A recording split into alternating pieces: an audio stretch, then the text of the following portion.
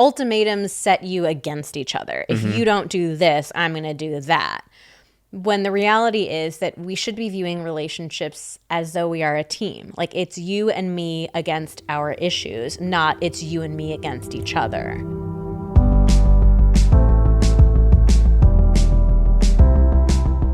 Hello and welcome to the Pillow Talks podcast. We're your hosts, Vanessa and Xander Marin. I'm a sex therapist with over 20 years of experience. And I'm just a regular dude. We share the ups and downs in our relationship while giving you step-by-step techniques for improving yours. Make sure you subscribe for your weekly double date full of totally doable sex tips, practical relationship advice, hilarious and honest stories of what really goes on behind closed bedroom doors, and so much more. It's the sex education you wish you'd had. So for today's episode, we got inspired by watching the Netflix show, The Ultimatum. Which is a great show, but we were a little... Define great. Great as in crazy. Yeah. Wild. Entertaining. Guilty pleasure. Guilty pleasure. Entertaining. I mean, it's not a great idea. The concept, like... Okay, well, I don't know. I think we have to say what the concept of the show is for people that are not sure what the ultimatum is, what the hell we're talking about. So basically, like, an ultimatum is telling somebody, if this doesn't happen, then I'm going to do something else. If X doesn't happen, I'm going to do Y. If you don't A, I will do B. Yeah. And usually in relationships, an ultimatum is like, the I will do is like, I will break up with you. Mm-hmm. This is over if you don't change this, if you don't propose, if we don't get married, whatever. You have a potential ultimatum going on your lap right now. I do. My dog, Maggie, is giving me an ultimatum of I'd better be able to be on your lap while you record this podcast. No, I was thinking it was more like if she didn't stop licking her paws, you were going to make her get off your lap. Oh, maybe, because then you would just hear lick, lick, lick in the background. Yeah, you probably could hear a little bit of licking going on. Okay, so that's what an ultimatum is. We decided to turn to our audience and ask our audience, like, have you ever had an ultimatum in your relationship? Have you ever given one? Have you ever received one? And what happened? Like, how did it go? Did it end up working or not working? We were just curious to explore the topic of ultimatums. Yeah, especially in relationships, because in the show, The Ultimatum on Netflix, spoiler alert, generally the ultimatums given are not very effective.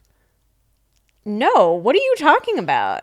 Wait, well, I feel like... They're actually wildly effective. Well, they end up being effective, I feel like, in the short term. And then often by the time the reunion comes around, like, things have fallen apart. Well, I don't think we want to give too many spoilers in case people are still watching this season. But I will say historically over the course of the show, it has actually ended up being very effective. Okay. I wouldn't say healthy or like what should happen, but most of the couples end up staying together and deciding to get married. Yeah. Oh, yeah. You know, I guess it has a weird track record. I guess you're right. Because I kind of have this like secret desire when I'm watching that show for like the relationships to just get totally blown up and like see what happens if the person's with someone else. But, that's just my own guilty pleasure. Okay, well, I wanted to start us off with one of the classic ultimatums, like the marriage ultimatum, which is what the show is all about. Get married or break up. Yeah, here's what somebody wrote in. I gave the classic propose or I'm gone ultimatum in my first marriage. Okay, key information. There. First. We had been together as adults for 5 years, and despite my talking about a desire for marriage and starting a family since year one, I knew he had no plans and was nowhere close to proposing. There was always an excuse. We moved a few times for his job, the pandemic, we bought a house, etc. Finally, in our 5th summer together, I said that he needed to decide if he wanted to spend the rest of his life with me by the end of the year, or we needed to separate so that I could seek out the life that I desired. He said he would. The holidays came and went, but no proposal. So on 1/7, I sat him down and said, okay, your non-proposal is my answer, so I'm holding to my end and would like for us to separate. 2 uncomfortable days later, he asked me to go with him to a jeweler. We picked out a ring, put it on my credit card, and then we were engaged. It felt yucky, but I got what I wanted. Wow, this is such a perfect encapsulation of ultimatums in general. Like, yeah, it worked. I'm putting worked in quotes. You got what you wanted, but was that really what you wanted? But at the same time, I also think this person was really clear about what they wanted out of life. It wasn't an ultimatum in the sense of like, I'm trying to manipulate you into doing something that you don't want to do. It was, hey, this is what I see for my life. And if it's not something that you're on board with, then I need to know so that I can go find that. Oh yeah, I agree. I feel like this was a healthy place to give an ultimatum. And they were willing to actually follow through on it. Like which to me, like them saying, hey, okay, that was my answer, so I'm leaving. Like for them to actually follow through on that shows me that they were really genuine in saying, this is about me. This is not about me trying to manipulate you into doing what I want. But this is what makes ultimatums so tricky, is like even in these good circumstances of somebody really sticking up for themselves and saying like, hey, this is about me and what I want. Like it's still, the end result winds up feeling really icky even when you do get what you want. I am so excited to tell you about one of today's sponsors, OneSkin, because they have been the cure for me for dry winter skin. OneSkin is the first company to target skin aging at the cellular level with their proprietary OS1 peptide. This is a peptide that the 4 founders of OneSkin, who are all skin longevity scientists, developed after testing 900 other ingredients. And it's scientifically proven to switch off the aging dysfunctional cells that cause collagen breakdown and compromise the skin barrier. In fact, in lab and clinical studies, OS1 Eye, OS1 Face, and OS1 Body were proven to increase barrier function in addition to improving the overall appearance in 100% of users. So whenever it turns winter, and let's be real, like we're talking California winter, I'm a real weather wimp, but my skin feels it. My skin gets really dry, red, and irritated, especially on my cheeks, like right around my nose. Sometimes it can even crack. It just feels so uncomfortable and painful. But I've been using OneSkin products for months since we, first started testing them to be a podcast sponsor. And this is the first year that I am not getting that redness and irritation around my face. And we have a crazy deal for you today too. You can try OneSkin's top sellers in their limited edition holiday bundle. It's $149 value for just $99. So this set includes OS1 Eye, OS1 Face, and OS1 Body, travel sizes of these, in an elegant bag. It's the perfect gift for anyone who wants healthier, more hydrated skin. And for a limited time, you can get 15% off using code PILLOW when you check out at oneskin.co. This holiday season, invest in your skin's long-term health, because healthy aging is a gift. Founded and led by an all-women team of skin longevity scientists, OneSkin is redefining the aging process with their proprietary OS1 peptide, the first ingredient proven to help skin look, feel, and behave like its younger self. Get 15% off with code PILLOW at oneskin.co. That's 15% off oneskin.co with code PILLOW. After you purchase, they're going to ask you where you heard about them. Please support the podcast and let them know that we sent you. Invest in the health and longevity of your skin with OneSkin. Your future self will thank you.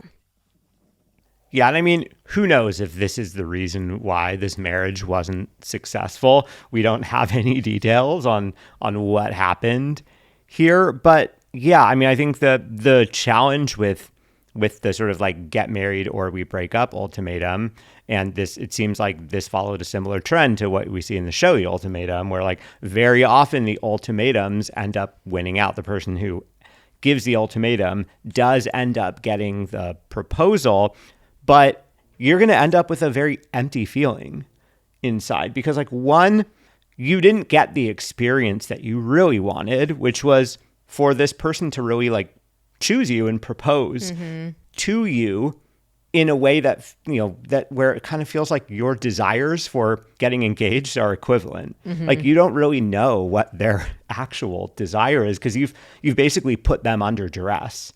You've said, I'm walking, I'm out of here. So it's like the result is you don't really know how the person actually feels because they basically just like folded. And like 2 days later, okay, let's go to the jeweler. So it's like one, you don't get the experience that you wanted. You get the outcome, but you don't get the experience. I think that that's like a good way to put it. And so it's like, you got to ask yourself, how are you going to feel if you get the outcome that you want, but not the actual experience? Is that going to eat away at you eventually? And then also, you're going to have the question eating away at you of like, did my partner really want to do this? Is there part of them that doesn't really actually want to be doing this, has doubts, but no longer feels safe expressing those doubts because they know now that I'm going to walk away if they do? It's no longer a safe topic. So, just they're really super tricky. They're super complicated all around. So Xander, what's your opinion on whether or not someone should issue an ultimatum about marriage? That's such a tough question. I mean, in general, I think that it is probably one of the least effective long-term ways to get what you want in that situation. I think it's a highly effective short-term strategy.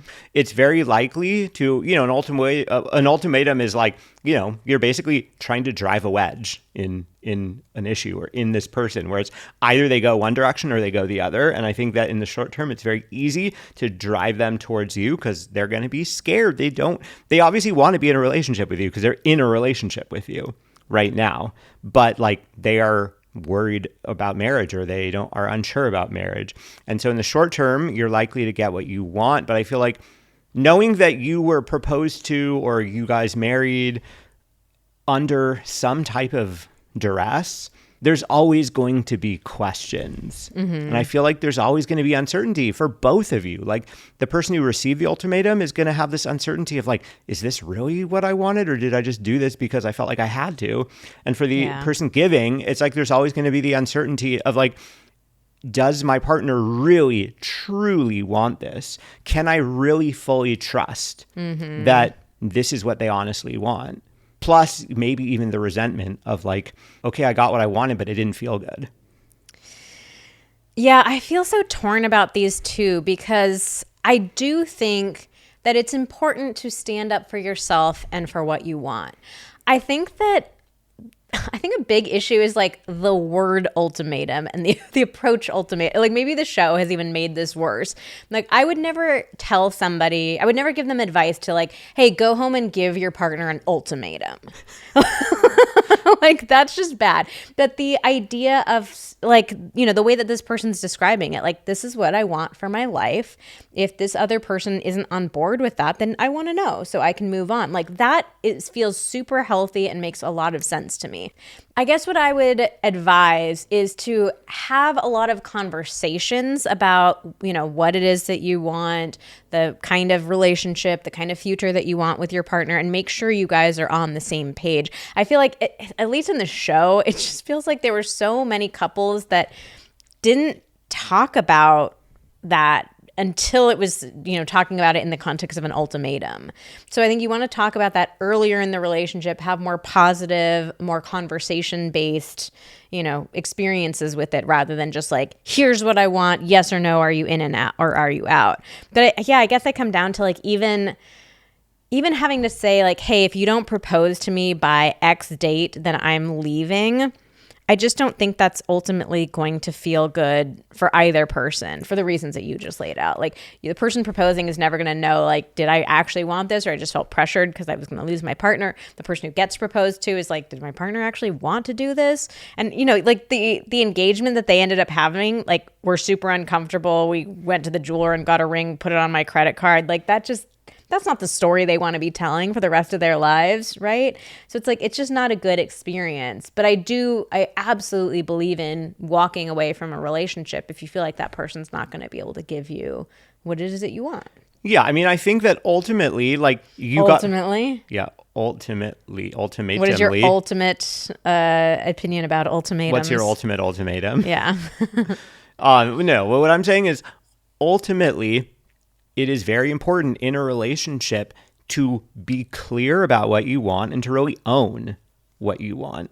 And I think that it's important to be in continuous conversation about that. I think where we get into a problem is when a partner is taken aback by an ultimatum or surprised by it. Like that's where problems occur. And I think at least, I can't really speak for outside the US, but culturally, the way that we set up, engagement, at least in like straight couples, is a bit problematic, where it's like the expectation is that the man proposes to the woman and the woman doesn't really like ask for it or anything. It's like they're just waiting, like, when's it going to happen? When's it going to happen?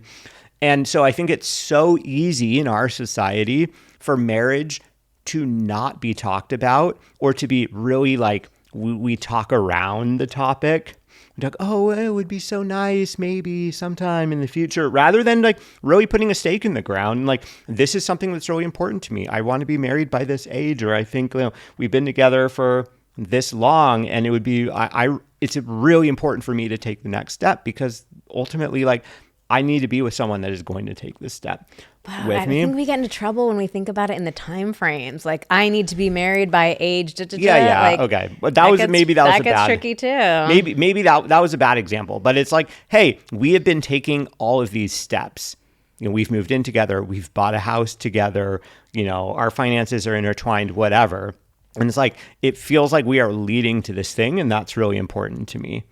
So I just think if you are going to give an ultimatum, make sure that it's not coming out of nowhere. Make sure it's not a surprise to your partner. Make sure that you've really given it your all, talking about what it is you want and what the stakes are for you, before giving a crystal clear, like, if you don't do X by this date, I'm out.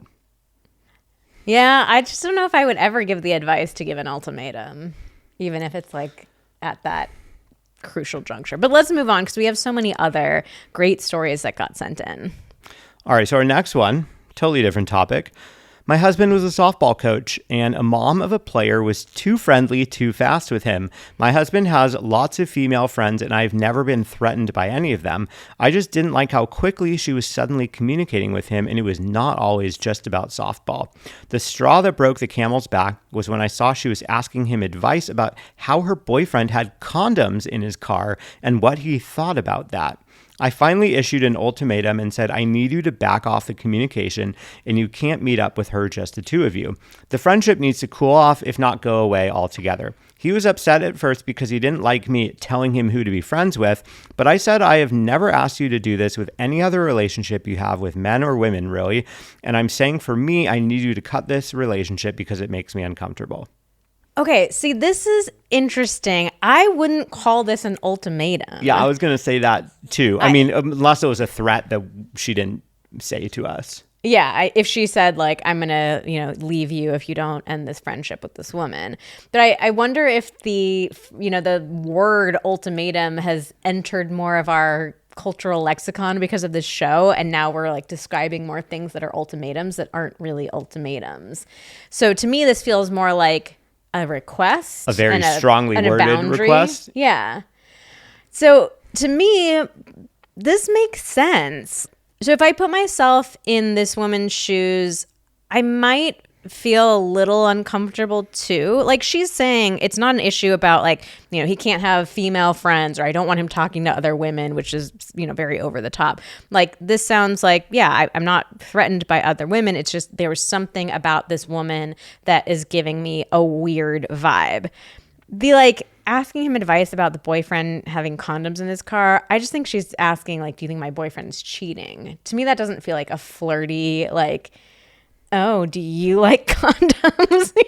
Do you want to use a condom with me? Yeah, guess what? I have condoms in my car if you want to come in the car with me. I don't think that was flirty, but I do think maybe that feels like a little too personal, a little too quickly. Yeah, like, why is she asking him that versus other friends that are better friends?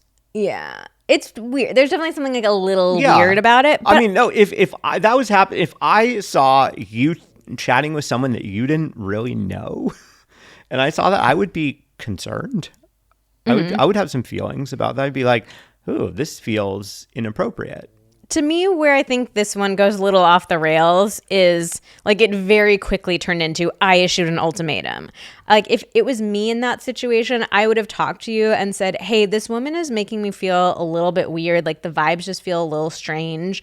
Can you try to be thoughtful about that? Or maybe, like, and maybe we could have had a conversation about it where maybe you'd show me the text messages that she was sending, and maybe I would say, like, hey, maybe don't respond to that one, or maybe I would ask you like not to respond to a certain message or something like that. But where it could kind of feel more collaborative, like you and I are a team together. There's somebody who's giving weird energy to our team. So like, let's figure out together how we're going to navigate it. But I don't think she needed to go straight for like cut off zero contact immediately. Yeah. Well, she did say the friendship needs to cool off, if not go away altogether. Yeah, but like, it sounds like her first communication with him was, I'm giving you the ultimatum that you need to back off the communication. Yeah, and so then understandably, he does get upset at first because it does feel like she is literally telling him who he can and can't be friends with. So it's like, in this case, I think that you can circumvent that feeling. It's a very normal feeling for someone to have, like, what? Like, you're telling me I can't be friends with someone? Like, I'm an adult. And also, like, I'm a softball coach, and this person, I can't I can't cut this person out because they're literally the parent of someone on my team. So I can totally see that. I do think that if there's more conversation early on about, hey, I'm feeling uncomfortable about this, and here's why.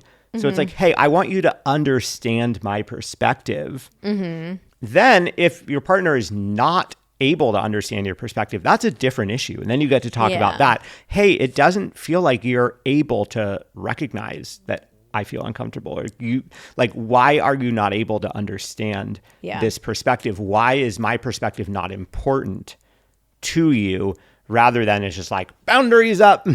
Yeah, exactly. I think that this could have been a softer conversation initially. And again, just like feeling like a team. To me, that feels like the root of probably a lot of these issues is ultimatums set you against each other. If you don't do this, I'm going to do that. When the reality is that we should be viewing relationships as though we are a team. Like, it's you and me against our issues, not it's you and me against each other. Yeah. So if we can have conversations about like, hey, this is something weird or feels off or I don't like, how do we handle this together as a team? That just has a completely different vibe to it, and it's going to be way more successful. Yeah, the other downside of this approach is that I actually, you don't say what the outcome is. I assume you got what you wanted, because you're saying at first he was upset. So I'm assuming that eventually he followed through with this. But you have to recognize that you are setting up a potentially bad situation for yourself here, or you're setting up an unhealthy potential dynamic within your relationship now, where your husband will now think, oh, okay, my wife is going to get super weird and uncomfortable if she sees me have any contact with like other women.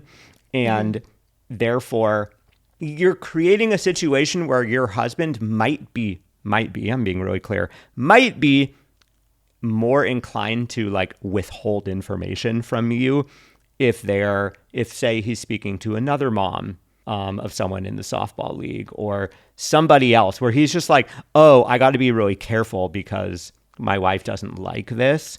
So rather than him understanding, hey, why is this level of communication or friendship inappropriate, and like him being on board with, yeah, you know what? I can totally understand how that doesn't feel good for you, and I don't want to do that. He's now just thinking, my partner is super jealous and doesn't like this. And so like you've driven a wedge potentially, and sort of like you've opened the door maybe for him to withhold information from you in the future because he feels like, oh, well, she can't handle it, or she's going to be unhappy about this. So it's better if I just keep this to myself. Yeah. Okay. Let's move on to our next one. My husband demanded sex at least once a week, even if I was sick or there was zero emotional connection or life just happened. It became incredibly abusive, to the point where I would dissociate or almost have an aversion to actually having sex with him. After about 2 years of that, I finally told him I can't have sex with him right now. It doesn't feel safe, and we have to work on our emotional intimacy. He gave me the ultimatum that if I'm not having sex with him, he's not living in this house. We've been separated for 3.5 months now, and I can't imagine going back. So, Xander, Can you give somebody an ultimatum about having sex with you a certain number of times? Well, I mean, you absolutely can, but I think that this is a very likely outcome. Is it's going to be real bad, real quick for both partners. The partner that is receiving the ultimatum like this is exactly what we always say is likely to happen when you demand sex or when you acquiesce to having sex that you don't want to have, is you start dissociating. You start having an aversion to doing the thing. You're definitely not desiring it because you're associating it with a thing that you have to do that's not for you at all. It's for the other person. And then for the other person, like, well, the interesting thing here is that it seems like the husband didn't really seem to care that he was getting real bad sex for 2 years, like dissociated. And that's, I mean, that should just be a huge red flag for you that your husband didn't seem to notice or care. His desire for just getting it in was stronger than his desire to have like connected, healthy sex that was positive for both of you. Yeah, I mean, I feel like we need to take a moment to just say, I'm so sorry to the person who wrote this in, like, to have to go through that for 2 years of pushing yourself to have sex that you didn't want to have. Like, of course you started dissociating and creating this really negative association with sex. And I'm so sorry that you went through that. Yeah. And I mean, and yes, you're absolutely right. That is abuse. And it's, it's one of those abusive situations that, and unfortunately, understandably and unfortunately, that wasn't something you were able to realize or recognize at first. And then in hindsight, you start to realize, oh yeah, this is super abusive. And yeah, it definitely is. Okay, so that being said, I think 100% this is an abusive situation. This is a bad situation. I'm really glad this person is out of it. They're not going back. Like, this is just straight up black and white unhealthy, right? That being said, I do want to talk about a more nuanced gray area around this one, which is like, how do we navigate our needs for sex within a relationship? Because we believe really strongly that sex is very important. And unfortunately, most of us think of it as just a physical act. Oh, it's just sex. It's not, it's not as important as the other things in relationships. But we don't believe that. We think it's a really incredibly important way. And again, this is an extreme situation where this husband was just caring more about the physical act of it than the actual like emotional, intimate, vulnerable experience, which is gross and unhealthy. But we really think that it is a huge part of feeling like connected to your partner and intimate and close. So again, like I still don't believe that ultimatums are going to be effective. I don't believe that giving your partner an ultimatum around sex, even if it's less intense and gross than in this specific situation, like I don't think it's going to work out. But I do think it's valid to have like sexual needs and desires, to want to connect with your partner sexually. And I think it's really, not only is it okay, I think it's important for couples to talk about that openly. And it reminds me of an episode that we did a long time ago. It was episode 73. Do you ever owe sex to your partner? That's a great episode to go listen to if this is something that comes up in your relationship. If you're like, yeah, like I want to be intimate with my partner, but they're always turning me down, or, we just go long stretches of time without doing it. That's a great episode to listen to. Or if you've had, your partner talk to you about like, hey, I want us to be having more sex. It's a really great one to go back and listen to. How many times can I say go back and listen to? So definitely check that one out. The spoiler alert on that one is you don't ever owe anybody sex. It's not an obligation. It's not something that we're required to do just because we're in a relationship or just because we're married. But it is something that's important, and it is like necessary for all of us to work towards creating the time, space, and energy for that connection in our relationships. I do also want to throw a bone to anybody here who's listening that is thinking like, well, yeah, I would like to be having sex X number of times a week or X number of times a month. I would encourage you, rather than feeling like you need to say, I have to do it minimum this number of times, focus instead on the things that go into both of you wanting to have sex. Like, sex is like the outcome of a lot of things in a relationship. Like, are you feeling a baseline level of emotional connection? Have you split up the mental load so that your partner has a space to even want to have sex with you?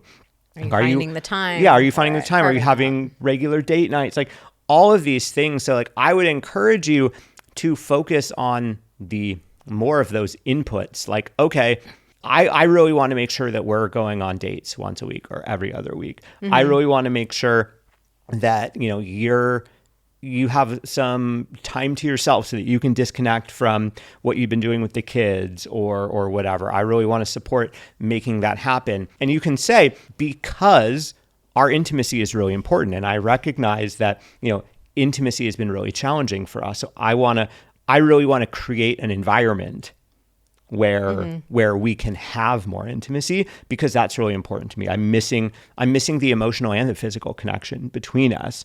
But rather than jumping straight to, hey, I need more physical connection, so you have to do this for me X number of times a week, without focusing on any of the other stuff that goes into it, is not reasonable. So yeah, start with those other things. If you are really struggling after expressing the importance of those other things with your partner, then you can have a much more serious conversation of, hey, this is a really important need for me.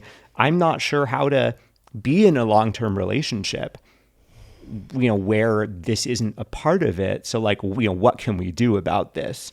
Yeah, I mean, I just think that focusing on the frequency never works out, because ultimately, like, having sex one time per week, that's not what feels good. It's like having sex that feels connected and intimate and special, and we've done all those things to like set it up to make it happen. That's what feels good. The actual number itself is not what feels good. But also, like, yeah, going back to this specific story, he's also treating it like sex is something you give to me, not sex is something that we create together. Sex is something that we work together as a team to make sure we have the right environment and circumstances for us to connect. Yeah, I mean, you're basically saying, I don't give a shit about the quality. I don't give a shit about you and your pleasure.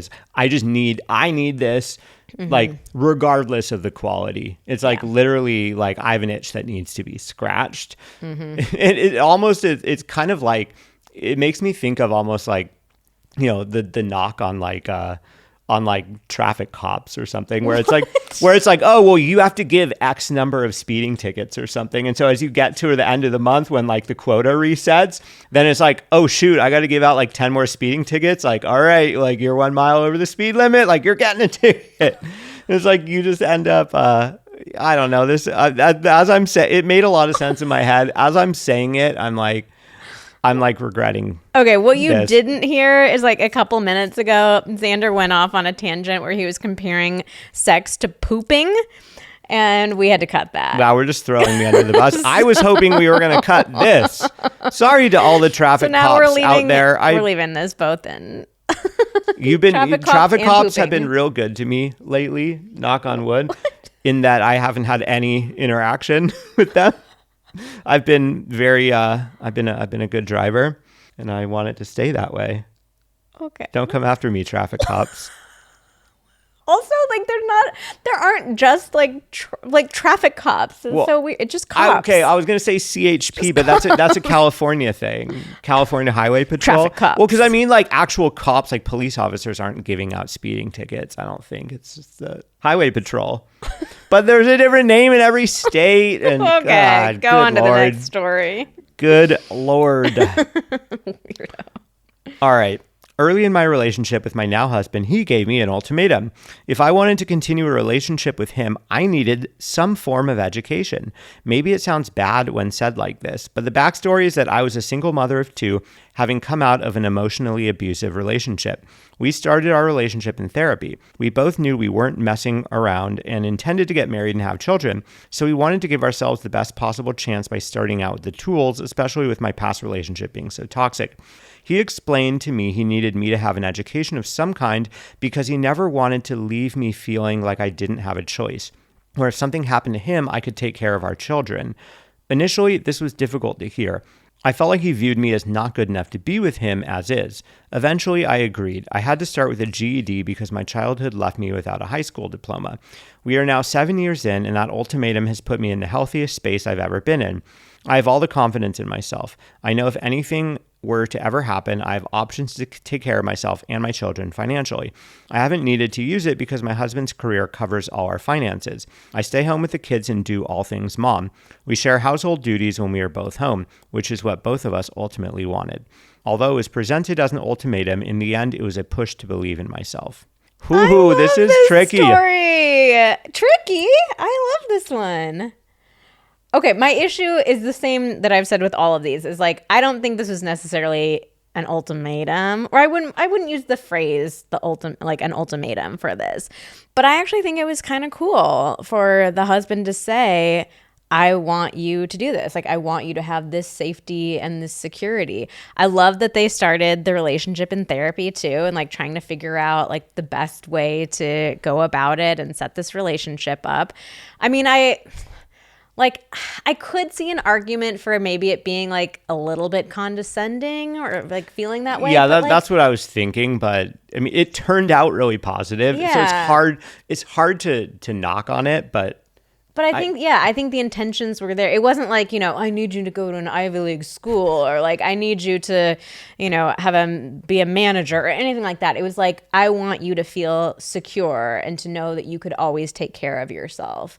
Like, I do see it more as a push for her to believe in herself and to develop that confidence than anything like condescending. Yeah, I mean, the only tricky thing to me is, I mean, it's hard to tell because it's just like this person wrote this to us. He explained to me he needed me to have an education of some kind. I don't love like, I need you to whatever. I mean, I would be like, hey, the thing that is giving me pause about taking the next step with you is knowing that like, if something were to happen that, I'd be leaving you in a really challenging position, like you don't have your high school diploma and like any other, advanced education after that. And, that would be really challenging. And, if I were in a, whatever, like that would be hard.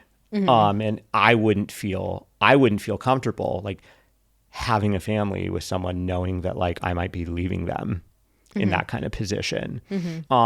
So it could have been very easily expressed, not as a like, I need you to have this type of education, but like, hey, this is the thing that's giving me pause. I really want to take that next step. I want to marry you. I want to have a family with you. And, and like, would you be open to pursuing this education? Yeah, I think it could be more of a conversation and a teamwork approach rather than like, if you don't do this, I'm not going to be in the relation. I don't know if he specifically said, if you don't get educated, I'm not going to, I'm going to leave you, or I'm not going to be in a relationship with you. But it just feels like the heart behind it, like it was in a really good place. Yeah.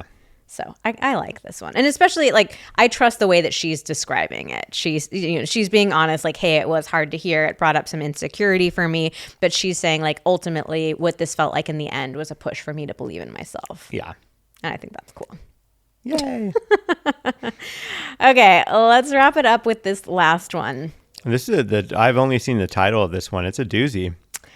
I told my long-term boyfriend that we couldn't do butt stuff again. Again. They've done it. We couldn't do butt stuff again until he finally proposed. He was sad, but understood that was now reserved for fiancés only.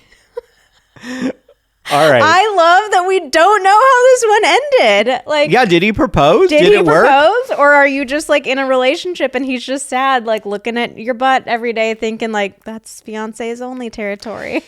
This one is hilarious. What happened? You have to follow up with us. This is hilarious.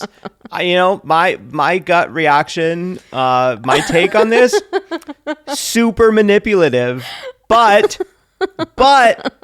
I give you a pat on the back because you know what? Creative. It's creative, and also like it's manipulative because it's fake. Like, it's obviously fake. Yeah. You've already done this. It's not like you're saying like, it's not like, okay, you don't propose, I'm out of here. It's like, we're going to do this thing that we're going to take away this thing arbitrarily that we've already done. Presumably we both enjoy. And we're not going to do it because now I've decided that's for fiancés only. Like, it's so arbitrary, but also But I'm totally okay with this because the thing that you took away, it's like, it's not actually, like, you're not really putting him in duress. Like, it's not like, oh my God, No I'm going to leave you. orgasms or anything. Yeah, it's not like you said, like, yeah, you're never going to get to come again. Coming is for fiancés Yeah. only. Coming is for husbands Yeah. only. Yeah, and you didn't play on his like fears or insecurities. Like, I'm going to leave you. You're going to be alone if you don't do this. So because I think our knock on ultimatums, especially the like married or I'm out, is that it really puts someone under duress. Mm-hmm. And I'm guessing that maybe this put him under some amount of duress. I assume you chose this as the consequence because you knew that he really likes butts. Like, let's be real. Like, he must really want that, and you knew that. And that's why I said it's manipulative. It's very manipulative. And it's very arbitrary. It's manipulative. It's arbitrary, but, it's fair. If you're going to do an ultimatum to get married, I like this as the consequence. I like this because it's like, it's kind of funny, but it's also like, bro, sack up, let's do it. Okay, well, that is the end of our ultimatums. We have a whole bunch more that we could go through, so we'd love to know if you like this topic. The ultimatum show might be over, but we could keep going with the ultimatums. So let us know. Come on over to Instagram. We're at Vanessa and Xander, and let us know if you want to see a part 2 of the ultimatums. All right, it is time for our review of the week. If you have never heard us talk about the review of the week before, these reviews are so important. It is the only way that the podcast can grow and reach new couples, help more people. So we really rely on you taking 60 seconds of time to leave us a review. And if you've never done it before, because I'll be totally honest, I didn't understand the importance of reviews before. I never left a review before I had a podcast of my own. So here's how it works. You can only leave them on Apple Podcasts. So you have to go to the main Pillow Talks page on Apple Podcasts. Scroll to the bottom and you'll see reviews there. So you can just literally take 60 seconds, pop something into that box, tell people why they should listen to the episode. And then what we do is automatically enter you into a giveaway. So every week going forward, you will be entered into this giveaway. And if you hear your review read in an episode, you can reach out to us at info@vmtherapy.com, and we will give you a free masterclass as our way of saying thank you for supporting the podcast. Okay, so here is this week's review of the week. A must-listen podcast. I love this podcast. Vanessa and Xander are so insightful and fun to listen to. I've learned so much about an important but often taboo and misunderstood subject. It has not only changed my relationship with my body, but has normalized having these conversations. This is the sex ed we all needed in high school. Thank you both. And thank you so much for leaving that great review and for helping Pillow Talks grow. Well, that's all for today's episode of Pillow Talks. Thank you so much for listening. Join us again next week when we discuss whether or not your relationship can have a fresh start.